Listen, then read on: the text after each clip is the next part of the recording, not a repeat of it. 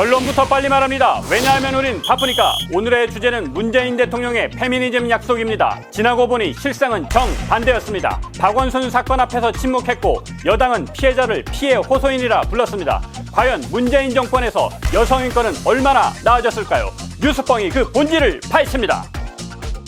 우리 사회 곳곳에서 행해지고 있는 젠더 폭력 더 이상 눈 감고 쉬쉬해서는 안 됩니다.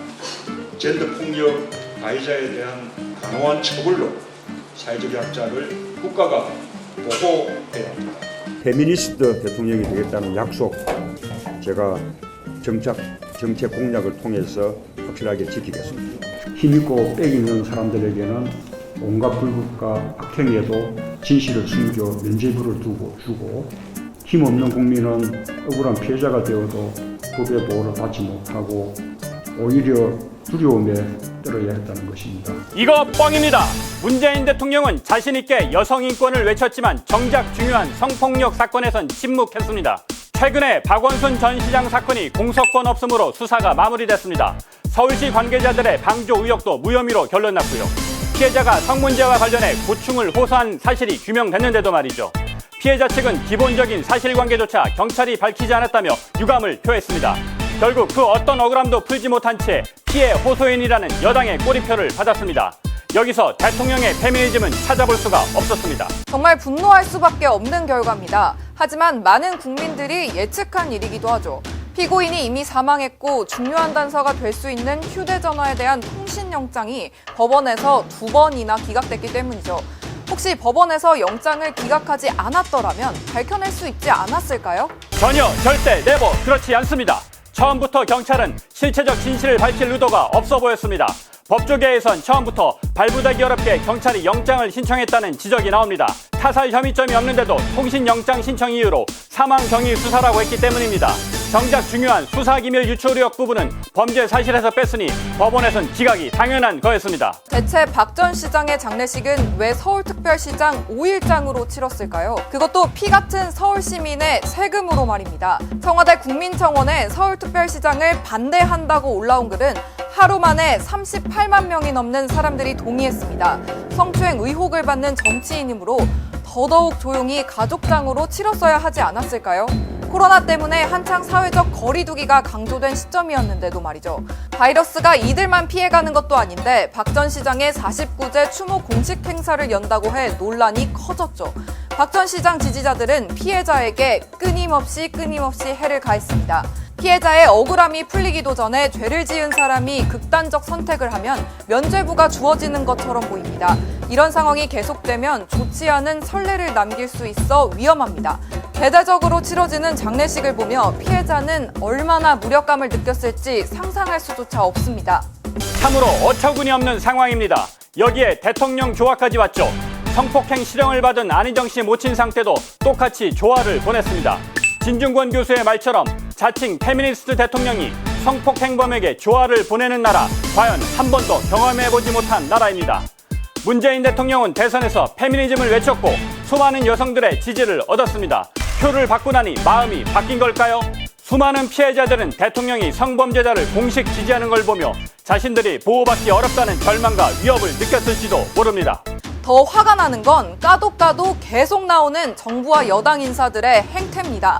여당 인사들은 남녀 가릴 것 없이 박 전 시장을 묻지도 따지지도 않고 지지했고 추모했습니다. 윤준병 민주당 의원은 자신의 페이스북에 박 전 시장에 대해 피해자를 위해 죽음으로써 답했다고 썼습니다. 저는 이 부분에서 한 책의 구절을 말씀드리고 싶은데요. 어떤 자살은 가해다. 아주 최종적인 형태의 가해라고 말입니다. 정말 진짜 레알 맞습니다. 게다가 이해찬 당시 민주당 대표는 박 전 시장 빈소에서 기자에게 호통을 쳤습니다. 그건 예의가 아닙니다. 그런 걸 이 자리에서 예의라고 합니까? 그걸 자식 같은 일하고. 당의 입장을 묻는 건 당연합니다. 시민들이 궁금해하는 걸 물어봤다고 여당 대표가 기자를 쏘아보며 욕한다면 국민의 알 권리는 어찌 되나요? 서울과 부산시장 모두 여당의 잘못으로 선거가 열리는데 이 정부의 장관들은 헛소리에 가까운 발언들을 내뿜고 있습니다.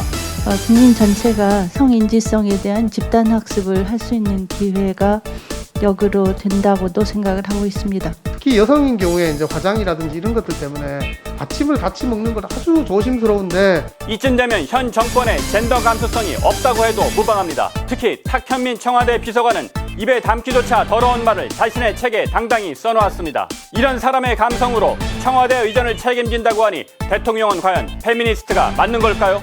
그래도 이번엔 여성단체들이 나서서 피해자를 보호하고 도와주지 않았나요? 여성을 위해 있는 시민단체들이 그동안 여권에서 일어난 많은 성추문 사건들에 침묵했잖아요. 작년 5월 민주당 소속 유승현 전 김포시 의회장의 아내 폭행 사망 사건, 안희정 전 충남지사, 정봉주 전 의원, 민병두 의원, 민주당 영입인사 원종건 씨의 미투 의혹 등등이 터졌을 때 이들이 침묵한 걸 생각하면 많이 나아지고 있는 것 같습니다.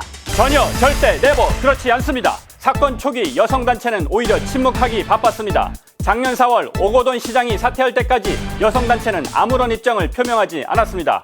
오랜 시간 쌓아온 것들을 정치적 판단 때문에 모두 무너뜨린 것이죠. 사실 박원순 시장의 피의 사실을 누설한 것도 여성단체의 대표였고 이 과정에 남인순 의원도 개입돼 있었습니다. 남 의원은 피소 사실을 사전에 알지 못했고 유출한 적이 없다며 오리발을 내밀고 있습니다. 저는 박원순 시장에 대한 피소 사실을 몰랐습니다. 피소 상황을 알려줬다는 일부 언론의 보도는 사실이 아닙니다. 그러나 피해자 측은 담배 피고 연기 안 마셨다는 뜻이냐며 비판을 했죠. 사건 당시 남 의원은 피해자가 아닌 피해 호소인이라는 표현을 써야 한다며 강력히 주장했습니다. 그러나 남 의원은 8년 전 성피해자 보호법을 발의한 대표적인 여성운동가 출신입니다. 오랫동안 남윤인순이라는 이름을 사용하기도 했죠. 그랬던 그가 피해자에게 2차 가해를 하는 모순된 현실이 벌어졌습니다. 그의 내로남불과 선택적 정의 앞에서 분노하지 않을 수 없습니다. 많은 사람들이 대통령의 페미니즘 정책을 믿었고 그를 지지했습니다. 누군가에겐 희망이었고 또 다른 누군가에겐 생명줄이었습니다. 그런 대통령의 침묵은 회피가 아니라 폭력을 방조하는 겁니다. 제2, 제3의 피해자가 나와도 피해 호소인이라고 부르고 무시하면 그만일 테니까요. 노회찬 전 의원은 대통령에게 82년생 김지영을 선물했습니다. 이 땅에 무수한 82년생 김지영들을 안아주길 바란다면서 말입니다. 문 대통령은 이 책을 진짜로 읽었을까요? 자신의 측근들이 저지른 성범죄의 피해자들의 소식을 들으며 무슨 생각을 하고 있을까요? 페미니스트 대통령이라는 뻥은 이제 그만! 가짜로 막힌 속을 진짜로 뻥 뚫어드립니다.